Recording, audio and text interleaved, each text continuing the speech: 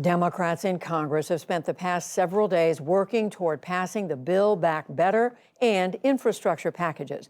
Lisa Desjardins joins me now for an update on these negotiations. So hello again, Lisa. Hi. Back at it again. Yes.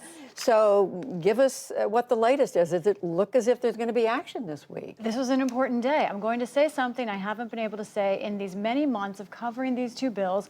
I believe it is possible, maybe even likely, that we will see a final vote on the infrastructure bill this week and a House vote on the Build Back Better bill, first draft, also this week.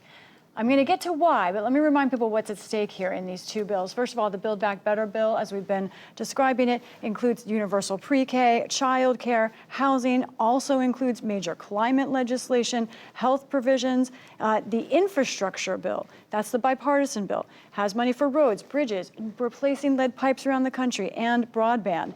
All right, so why now? This has been hung up for so long. There has been a shift, in particular among House progressives, who wanted to wait for the Senate to take a full vote on Build Back Better before passing the infrastructure bill. Let me try and tick off what's happened here a little bit more clearly. Now, House progressives now say they are on board the current framework. It's not a full bill yet, but the framework. And as a minimum starting point for this bill, they think anything the Senate adds will expand it. Previously, they wanted a guarantee that Senators Sinema and Manchin, the conservative or moderate Democrats, would get on board. There's not that guarantee. Instead, they're saying they're trusting President Biden that he will get those votes. Other turning point happened late last week, Judy. I can report there was a meeting between Kyrsten Sinema of Arizona and the progressive leader of the House, Pramila Jayapal. That was brokered by two other people we haven't heard a lot about, Joe Neguse and also Brian Schatz, the senator. So a lot of behind-the-scene motions. Basically, it's now moving ahead. We're all kind of sitting back watching. Yeah. But Lisa, one piece of this that is now having an interesting set of developments, and that's prescription drug prices. Tell us what's going on there. We'll talk a lot more about this in the days ahead, but I want to report on a deal that emerged today on prescription drug prices first.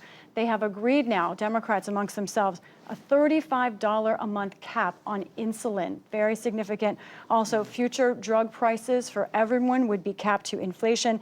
Medicare would be able to start negotiating just on 10 drugs to start, but that would include some of the most expensive ones. A lot of fine print in this deal, a lot of other issues still open, immigration, climate. We're going to be talking about this more, but things are starting to happen, it seems like. So much Yes. to follow, but maybe this is a turning point. We'll see.